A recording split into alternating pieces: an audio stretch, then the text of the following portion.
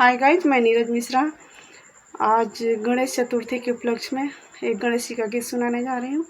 आशा करती हूँ आप सबको अच्छा लगेगा तो प्लीज़ वीडियो को लाइक कीजिएगा, शेयर कीजिएगा और चैनल को सब्सक्राइब कीजिएगा और कमेंट करके बताइएगा ये गीत आप सबको कैसा लगा। धन्यवाद। और अपने पसंद के गीत सुनने के लिए भी कमेंट कीजिएगा। हरिहर दूभिया पे लोटले गणेश हमरा नीक लागेला। हरिहर दूभिया पे लोटले गणेश हमरा नीक लागेला। हमरा नीक लागेला अपना गोदिया में खेलैती हमरा नीक लागेला। अपना गोदिया में खेलैती हमरा नीक लागेला। जईती बाजा जवा घर से कपड़ा ले आईती हमरा नीक लागेला।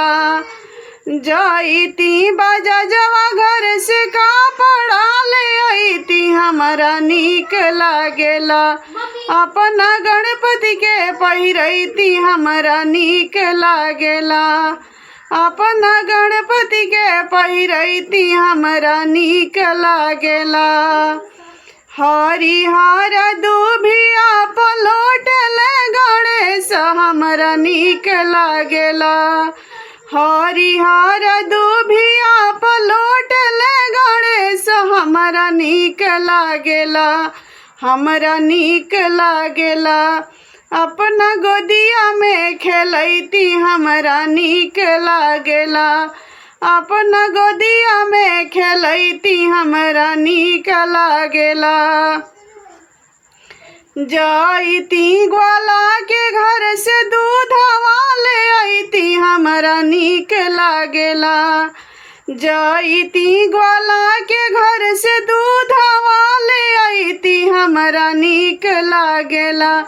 हमरा नीक लागेला अपना गणपति के पियैती हमरा नीक लागेला।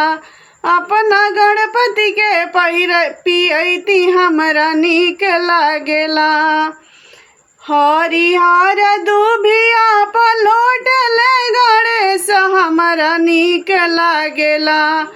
हरिहर दूभिया पे लोटले गणेश हमरा नीक लागेला। हमरा नीक लागेला अपना गोदिया में खेलैती हमरा नीक लागेला। अपना गोदिया में खेलैती हमरा नीक लागेला।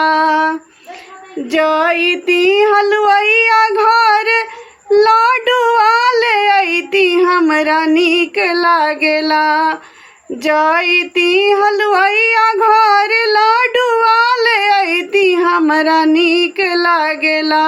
हमरा नीक लागेला अपना गणपति के खियैती हमरा नीक लागेला।